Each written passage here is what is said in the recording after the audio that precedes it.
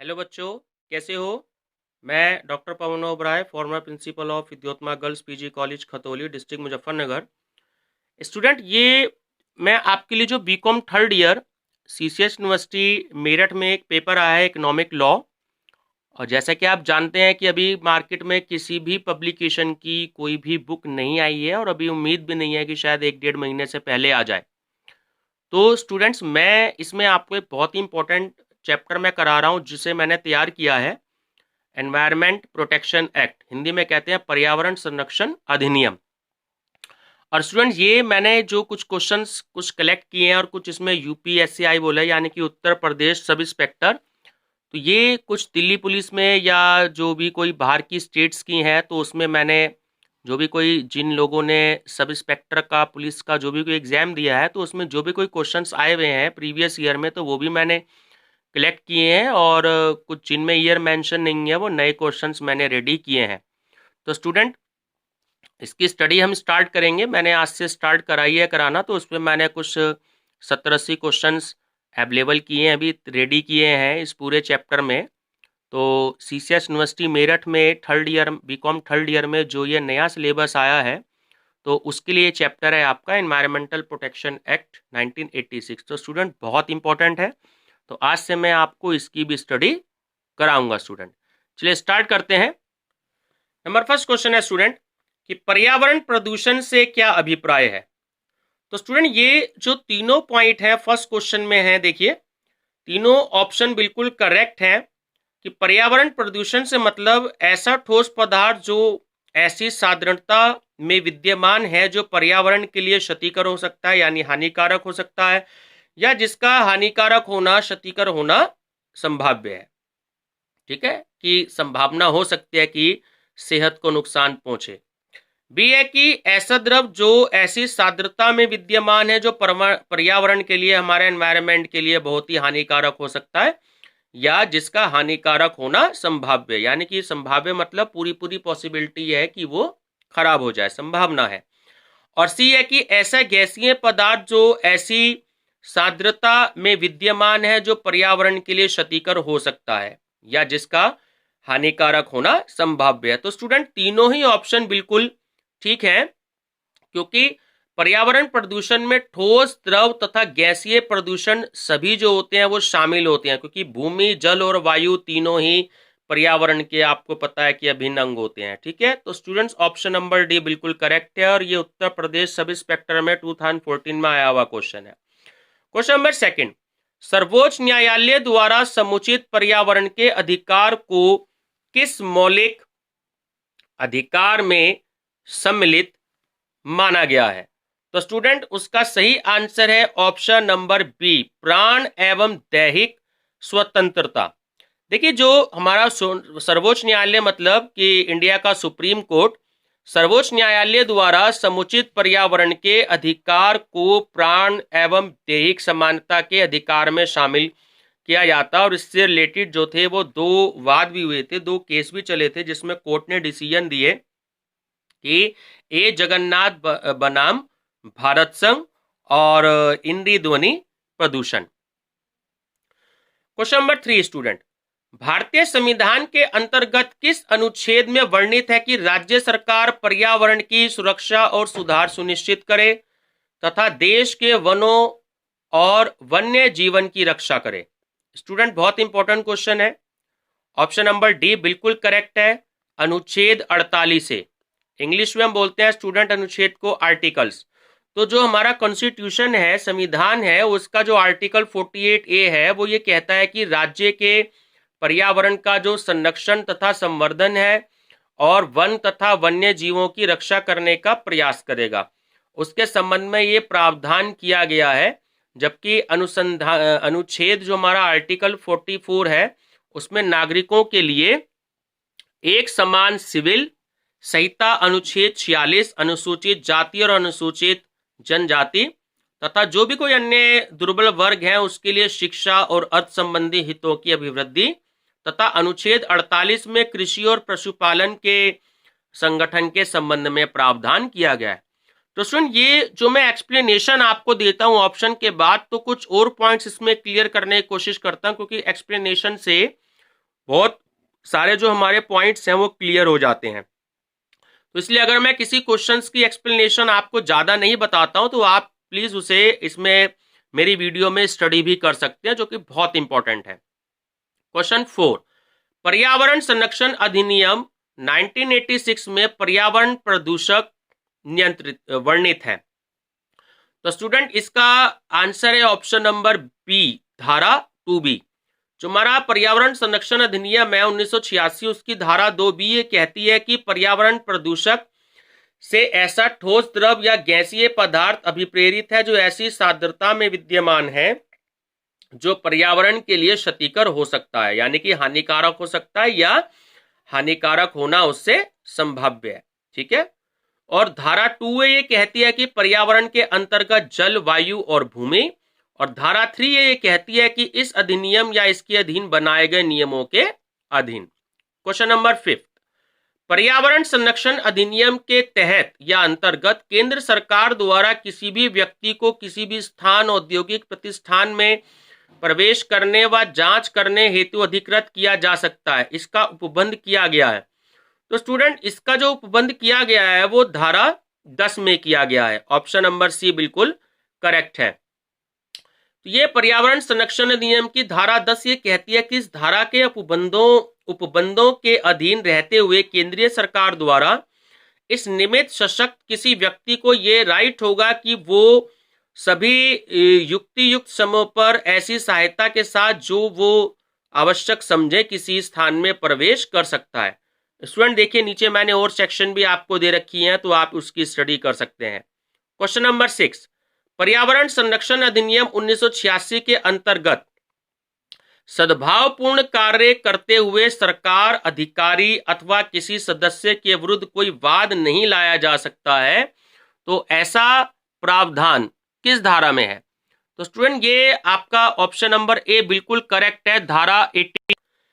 पर्यावरण संरक्षण अधिनियम की धारा 18 के अनुसार इस अधिनियम या इसके अधीन बनाए गए नियमों या निकाले गए आदेशों या दिए गए निर्देशों के अनुसरण में सद्भावना पूर्वक की गई या की जाने के लिए अशायद किसी बात के लिए कोई वाद नहीं लाया जा सकता। चलिए क्वेश्चन नंबर 7, पर्यावरण संरक्षण अधिनियम के अंतर्गत या तहत धारा 25 में वर्णित प्रावधानों के अनुसार नियम अथवा अधिसूचना का सरकारी गजट प्रकाशन किया जा सकता है। तो स्टूडेंट ऑप्शन नंबर ए बिल्कुल करेक्ट है, केंद्र सरकार द्वारा।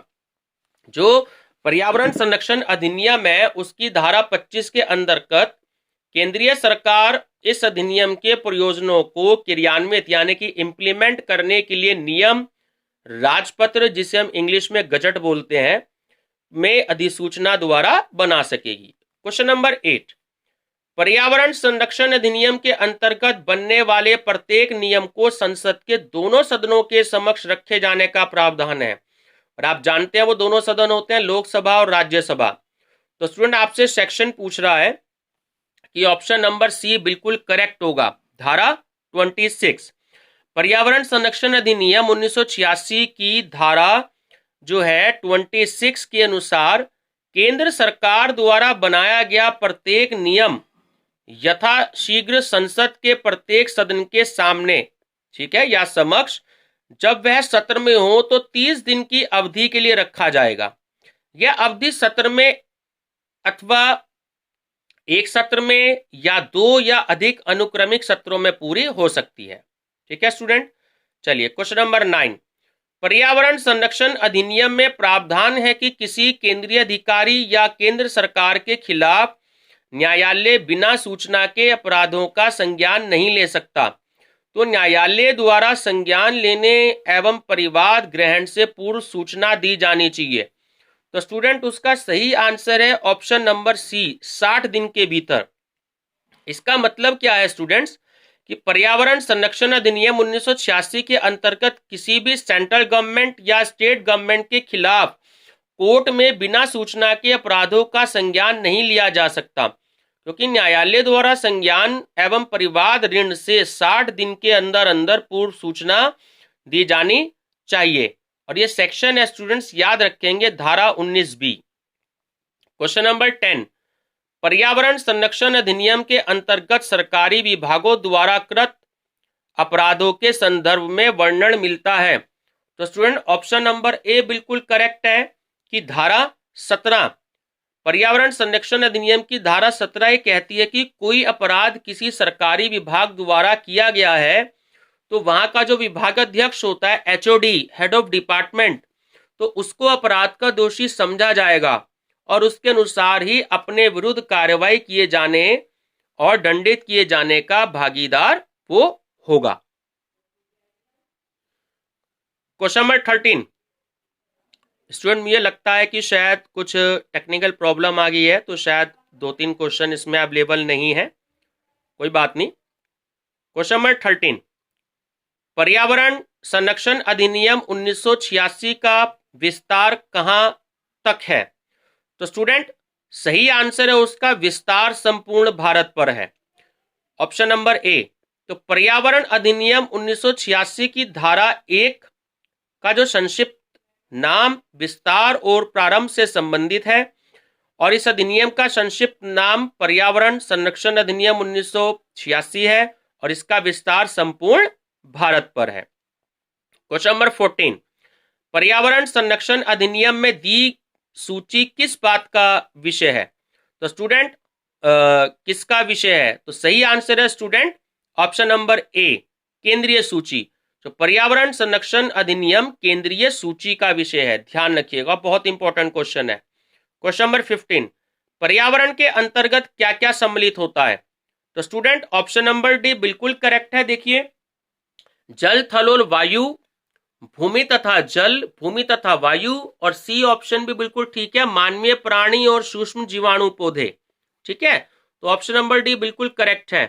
पर्यावरण संरक्षण अधिनियम की जो धारा 2 है उसमें परिभाषाएं दी गई हैं और इस धारा के अनुसार जल, थल, वायु, भूमि और मानवीय प्राणी, सूक्ष्म जीवाणु पौधे इत्यादि सम्मिलित हैं। क्वेश्चन नंबर 16 पर्यावरण संरक्षण और उसके गुणवत्ता में सुधार, प्रदूषण निवारण और उपशमन के उपाय की शक्ति किसे प्राप्त है? तो स्टूडेंट सही आंसर है केंद्र सरकार को, सेंट्रल गवर्नमेंट को। पर्यावरण संरक्षण अधिनियम की जो धारा 3 है वो ये कहती है कि सेंट्रल गवर्नमेंट को ऐसे सभी उपाय करने की शक्ति होगी जो वह पर्यावरण के संरक्षण और उसकी गुणवत्ता में सुधार करने के लिए और पर्यावरण प्रदूषण के निवारण, नियंत्रण और उपशमन के लिए आवश्यक समझती है। क्वेश्चन नंबर 17 स्टूडेंट बहुत इंपॉर्टेंट है, नेशनल ग्रीन ये है एसोसिएशन ट्रिब्यूनल, राष्ट्रीय हरित अधिकरण, नेशनल ग्रीन ट्रिब्यूनल, ये भी आप पे कोर्स में है। ठीक है स्टूडेंट, ध्यान रखेंगे एनजीटी नेशनल ग्रीन ट्रिब्यूनल, और ये जो एनजीटी एक्ट है ये 2010 है, ध्यान रखेंगे। देखिए यहां पर क्वेश्चन इसी से रिलेटेड है ये कि राष्ट्रीय हरित अधिकरण, शॉर्ट में नाम एनजीटी होता है, ध्यान रखेंगे कि स्थापना किस सन में की गई? तो स्टूडेंट सही आंसर है इसका 2010 में। जो एनजीटी है 2010 द्वारा भारत में एक नेशनल ग्रीन ट्रिब्यूनल की स्थापना की गई है। 18 अक्टूबर 2010 को इस अधिनियम के अंतर्गत पर्यावरण से संबंधित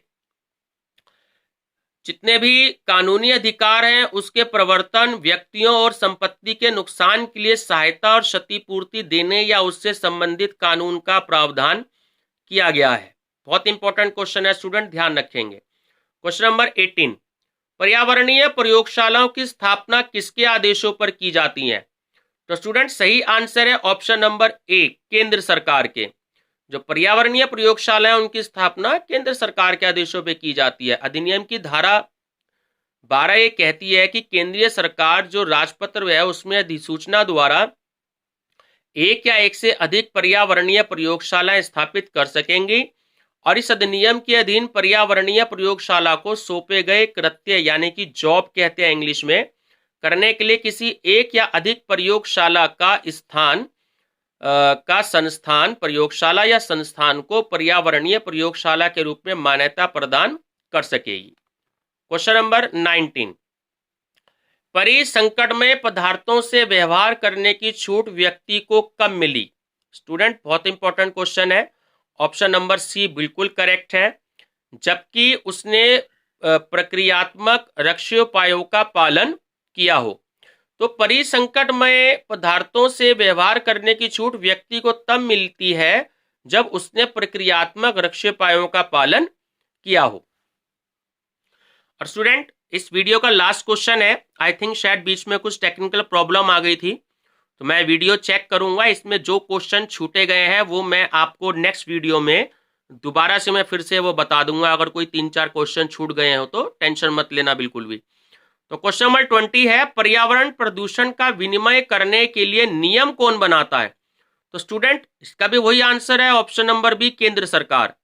तो पर्यावरण संरक्षण अधिनियम की धारा 25, ये इंपॉर्टेंट है, धारा 25 याद रखनी है आपको। इसके अनुसार केंद्रीय सरकार, सेंट्रल गवर्नमेंट, अपने राजपत्र, इंग्लिश में गजट बोलते हैं, तो राजपत्र में अधिसूचना द्वारा इस अधिनियम के उपबंधों के क्रियान्वयन के लिए नियम बना सकेगी। तो स्टूडेंट देखिए, ये मैं कुछ मैटर तैयार कर रहा हूं जो बुक्स अभी मार्केट में नहीं आई हैं, पता नहीं कब आएंगी, वैसी लॉकडाउन की सिचुएशन है। तो आप लोग बहुत अच्छे से स्टडी करें और जो भी आपके जानकार स्टूडेंट्स हों उनको जरूर शेयर और सब्सक्राइब करने के लिए और लाइक करने के लिए जरूर कहें। और ये आपका जो, अगर किसी भी स्टूडेंट ने अगर सब इंस्पेक्टर का भी अगर फॉर्म भर रखा है तो ये उसके भी सिलेबस में है आपका, तो वहां भी ये आपके हेल्पफुल करेंगे, तो 2-in-1 का काम करेंगे। ठीक है स्टूडेंट्स, चलिए स्टूडेंट्स, इससे आगे क्वेश्चन मैं आपको अगली वीडियो में बताऊंगा। Thank you students.